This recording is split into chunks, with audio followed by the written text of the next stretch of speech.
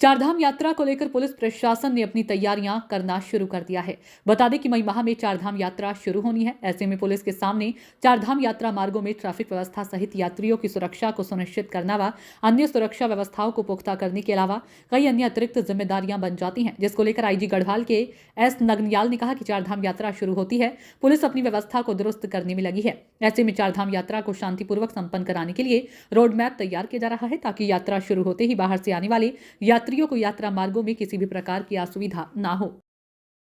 Traffic की भी बहुत बड़ी समस्या चारधाम लोकेशन में देखी गई है। इस तरह से आप लोग तैयार भी चल रहा है। चार धाम की यात्रा के संबंध में हमारी जनवरी से ही इसमें मीटिंग प्रारंभ हो गया। सबसे पहले हमारे पर्यटन मंत्री के द्वारा इसकी मीटिंग ली गई, फिर उसके बाद कमिश्नर और मेरे द्वारा संयुक्त रूप से इसमें गोष्ठी आयोजित की गई अधिकारियों के साथ, और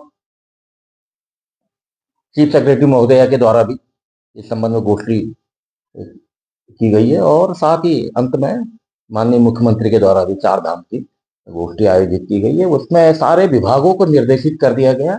और जहां तक कंसर्न है पुलिस का, हमारी पहले से ही एक सेट ड्रिल है कि हर धाम में जो जितनी पुलिस आवश्यकता होती है वहां के भीड़ को रेगुलेट करने के लिए, उसके अनुसार से हमारे सारे प्लानिंग बन चुकी है।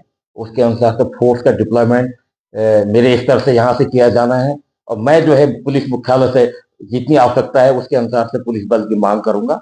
और लगभग 4,000 हमारे पुलिस कर्मचारी चार धाम ड्यूटी में लगते हैं।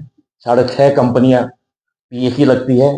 साथ ही एसडीआरएफ के 25 पॉइंट पे हमारे ड्यूटियां रहती है, और 2 कंपनी हमारे एनडीआरएफ की भी इसमें ड्यूटियों के दौरान ये चार धाम के दौरान में आता है। इसी तरह से हमारे गोताखोर, जहाँ कहीं नदी के किनारों में जहाँ डूब क्षेत्र है, कभी जो पर्यटक आते हैं नदी में नहाते इसमें डूब जाते हैं, या ये जो राफ्टिंग वगैरह की गतिविधियों के दौरान में भी गिरने का भय होता है, तो उस दौरान जो है हमारे जो गोताखोर है इनकी भी ड्यूटियां सब नदी के किनारे लगा दी गई। और जितनी पहले पूर्व में है इस तरह की ड्यूटियां हमने अभी भी इस बार भी हम लोग लगाएंगे।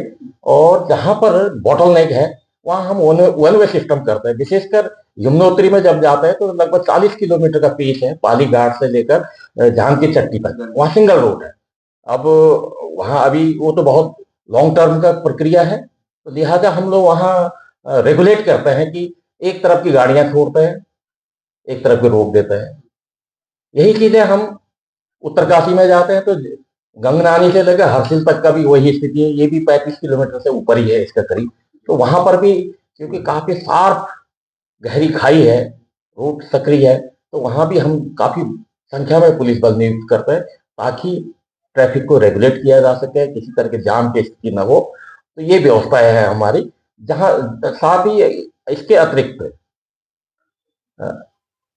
जगह जगह पर हमारे पर्यटक पुलिस भी, जिनके जो एक इसके बैच जैकेट वगैरह उनको ट्रांसपेरेंट जैकेट दिया जाता है, उसमें पर्यटक पुलिस लिखा जाता है। बूथ भी बने हुए ताकि वो स्थानीय पुलिस और अन्य प्रशासन के साथ टाई अप करके यात्रियों को जो है उनकी यात्रा सहज सुगम बनाने के लिए और सुरक्षित बनाने के लिए वो दिशा निर्देश देते हैं।